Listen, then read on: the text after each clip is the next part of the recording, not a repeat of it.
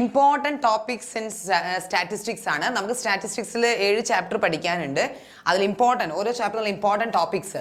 ആദ്യം നമ്മുടെ ചാപ്റ്റർ തുടങ്ങുന്ന ഇൻട്രൊഡക്ഷൻ ടു സ്റ്റാറ്റിസ്റ്റിക്സ് ആണ്. അതിൽ നിങ്ങൾ 2 types of data, what are the uses of statistics, ആ 2 സാധനമാണ് നമ്മൾ ഫസ്റ്റ് ചാപ്റ്ററിൽ മെയിനായിട്ട് പഠിക്കേണ്ടത്.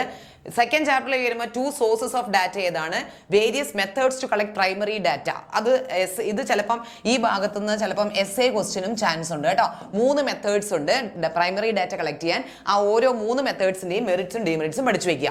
പിന്നെയുള്ളത് random sampling and non random sampling. ഇത് ഇമ്പോർട്ടൻ്റ് ആണ്.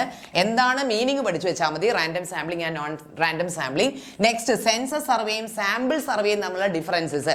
ആദ്യം മീനിങ് പഠിക്കുക, പിന്നെ അതിന്റെ ഡിഫറൻസസ് പഠിക്കുക. പിന്നെ എന്താണ് sampling error, non sampling error വരാനുള്ള ചാൻസസ് എന്തൊക്കെയാണ്, എങ്ങനെയാണ് നോൺ സാമ്പിളിംഗ് എറർ വരാറ്, ഈ ഒരു സംഭവം മെയിൻ പഠിച്ചു വെക്കണം. 3 റീസൺസ് ഉണ്ട് എങ്ങനെയൊക്കെ നോൺ സാമ്പിളിംഗ് എറർ വരാം എന്നുള്ളത്. പിന്നെയുള്ളത് ക്വാളിറ്റീസ് ഓഫ് ഗുഡ് ക്വസ്റ്റിനെയർ ആണ്. ഒരു ക്വസ്റ്റിനെയർ ഉണ്ടാക്കുമ്പോൾ ശ്രദ്ധിക്കേണ്ട കാര്യങ്ങളാണ് അടുത്തത്. ഓക്കെ, അത് പോയിന്റ് ബൈ പോയിന്റ് ആയിട്ട് നമ്മൾ പഠിച്ചു വെക്കണം.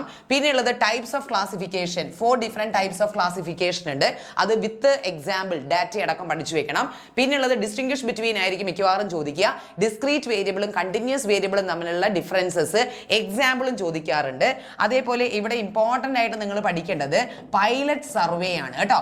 പൈലറ്റ് സർവേ എന്താണെന്നും അതിന്റെ 3 മെറിറ്റ്സും നിങ്ങൾ പഠിച്ചു വെക്കണം. ഇത് ഇമ്പോർട്ടൻ്റ് ആണ്. പ്രീ ടെസ്റ്റിംഗ് ഓഫ് ക്വസ്റ്റിനെയർ ആണ് എന്നൊക്കെ ഉള്ളത് പഠിച്ചു വെക്കുക. പിന്നെയുള്ളത് പ്രിപ്പറേഷൻ ഓഫ് ഫ്രീക്വൻസി അറേ അല്ലെങ്കിൽ ഫ്രീക്വൻസി ഡിസ്ട്രിബ്യൂഷൻ ആണ് ചോദിക്കാറ്. എപ്പോഴും ചോദിച്ച് കാണാറ് ഫ്രീക്വൻസി ഡിസ്ട്രിബ്യൂഷൻ ആണ്.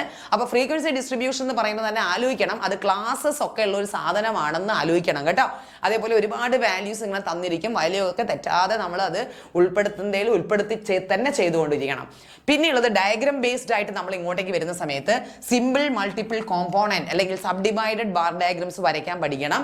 പിന്നെ പൈ ഡയഗ്രാം, ഹിസ്റ്റോഗ്രാം, ഒജീവ്സ്, ഇത്രയാണ് നമ്മൾ ഡയഗ്രത്തിൽ നിന്ന് ഇമ്പോർട്ടൻ്റ് ആയിട്ട് നമ്മുടെ ഈ സെക്ഷനിൽ പഠിച്ചു വെക്കേണ്ടത്. പിന്നെയുള്ളത് നമ്മുടെ ഇമ്പോർട്ടൻ്റ് ആയിട്ടുള്ള ഒരു essay ക്വസ്റ്റ്യൻ ആണ്. അത് നമ്മുടെ മെഷേഴ്സ് ഓഫ് സെൻട്രൽ ടെൻഡൻസി ആണ്.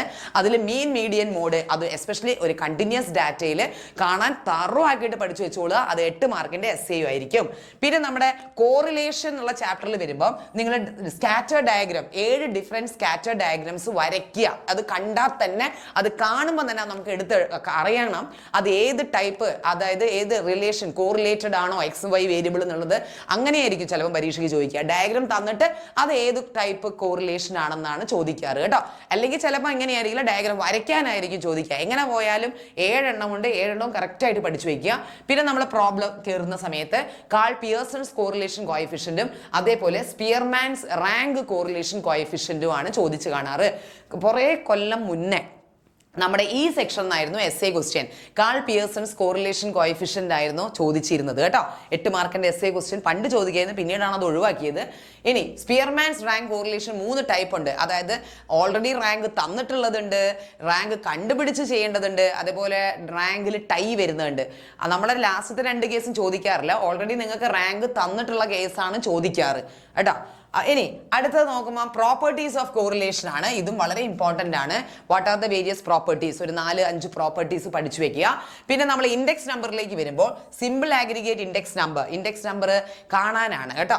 ഡിഫറെന്റ് ടൈപ്സ് ഓഫ് ഇൻഡെക്സ് നമ്പറിൽ സിമ്പിൾ ആഗ്രിഗേറ്റ് ഇൻഡെക്സും അതേപോലെ വെയ്റ്റഡ് ആഗ്രിഗേറ്റ് ഇൻഡെക്സ് വരുന്ന സമയത്ത് ഇവിടെ നമ്മൾ 2 ആൾക്കാരുടെ ഇൻഡെക്സ് നമ്പർ പഠിക്കണം. ലാസ്റ്റ് പിയേഴ്സും പാഷീസ് ഇൻഡെക്സ് നമ്പർ വരണം. അപ്പൊ ഇതൊരു സംഭവം ചോദിക്കുകയാണെങ്കിൽ 4 മാർക്കിന് വരെ ചോദിക്കാം. പിന്നെ ഉള്ളത് കൺസ്യൂമർ പ്രൈസ് ഇൻഡെക്സ് നമ്പർ പഠിച്ചു വെക്കണം. അതായത് cost of living index number, അതിന്റെ യൂസസ് പഠിച്ചു വയ്ക്കുക. അതേപോലെ ലാസ്റ്റ് ചാപ്റ്റർ മക്കളെ various steps towards making A project, ഇത് 2 മാർക്ക്. ആ ചാപ്റ്ററിന് ആകെ 2 മാർക്ക് വെയിറ്റേജ് ചെയ്യുള്ളൂ. ആ ഒരു ചോദ്യം ഇതായിരിക്കും, what are the various steps of making A project ആണ് കേട്ടോ. അപ്പൊ ഇത്രയും മെയിൻ ആയിട്ടുള്ള ഇമ്പോർട്ടൻ്റ് ആയിട്ടുള്ള ടോപ്പിക്സ് ആണ് നമ്മുടെ സ്റ്റാറ്റിസ്റ്റിക്സ് എന്ന്. ഓക്കെ.